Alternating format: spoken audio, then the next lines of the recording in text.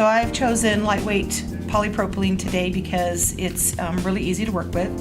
When you're ready to start, you're going to want to feed out some thread, enough for the row that you're going to be sewing.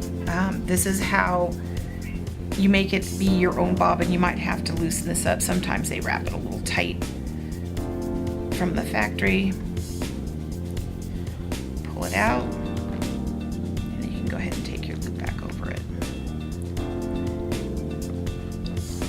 So I've got enough here to be able to do part of a stitch. Probably not an entire box X, but it'll be close. So normally you have some piece of hardware that you're going to go ahead and have on your webbing to be able to do your box X stitch. You want to give yourself enough webbing here to be able to go ahead and do the stitch. So this is very sharp. Please avoid your fingers at all possible costs. When you start it through like this, and you see it goes through very easily, you're going to pull all that you threaded up, and that forms the base of basically this is becoming your bobbin when you're sewing. So pull it back down through.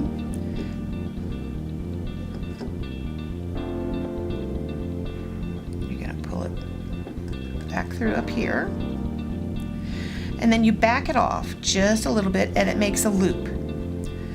That's where you're going to put this through, and then pull it down, pull it snug, and then you have a nice snug stitch. Pull off enough thread. Man, this is really tight on here. Pull off enough thread on this for your next stitch. That's where sometimes you run out of thread. You just want to make sure you have enough for your next stitch. With a weave, it's real easy to follow a straight line. I just go on the same weave that I am, and you can make these as close together or as far apart as you need for your project. If it's a little closer together, it can be a little stronger. So back it off, you've got your loop. Do your bobbin action here.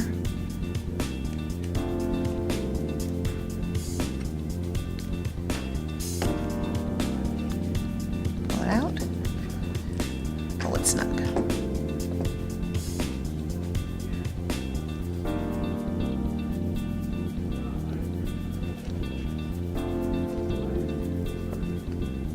Okay, so we've finished the box, so we're going to go right into the corner to kind of change on the diagonal, so to speak. Still doing the exact same locking stitch that we're doing with bringing it through, backing it off to get a loop, bringing it through, and then we're going to start to go from this corner to this corner. Okay, so I'm going to take the last stitch in our box X, and this time I'm going to pull enough thread out to give me enough to tie off, and I'm just going to cut it. Pull out my Speedy Stitcher, and then I'm going to tie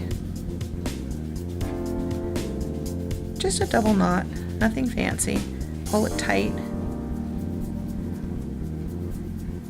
It's pretty easy with the wax on it to get a good grip so that you can pull it tight, and then we just trim it.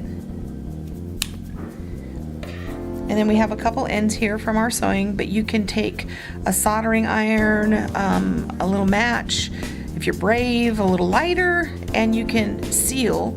It'll melt it because it's polyester. It'll melt it and seal it so that you don't have to worry about the thread unraveling. So that's the way that the back side looks, and that's the way that the other side looks. Now this is a box X stitch that we do on our computerized industrial sewing machines with a lighter weight thread, but it's still a polyester polymer bonded thread, so it's very strong. But the design is the same. This of course is a little looser stitch because I don't have the same force in my hands that our machines do, which is a pressure foot and a pressure needle that goes down. but this is a thicker and stronger thread, so I think that kind of makes up for it. And yeah, it's not going to look as perfect and tidy. This is done on a computerized machine. You know, it has that pattern and it does that pattern.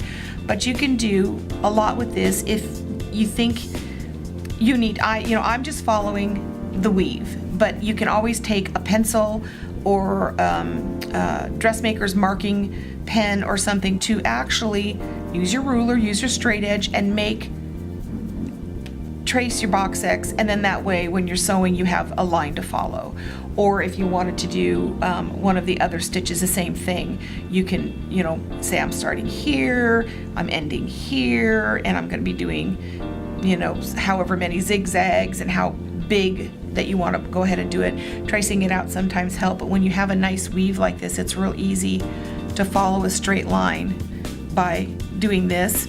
And when you're doing, if you want it to look the same each time, you can count your stitches and decide, all right, I did 10 stitches on this row. Okay, so I'm going to do however many here. Then this one I know I need to do 10, and this one I need to do however many here, and the same thing with the X's if you want to do it. Once you've done it for a while, you can kind of eyeball it. It's pretty easy. And then your Speedy Stitcher is all ready for you to use the next time. I usually unthread it, and I will take the chuck off, remove my needle. They have 2 storage compartments here for you to store your needles, very handy, so that you don't lose them. Take your thread and just kind of wrap it around so that you have it all ready to go next time, and then just put your chuck back on, and you're all ready for the next time.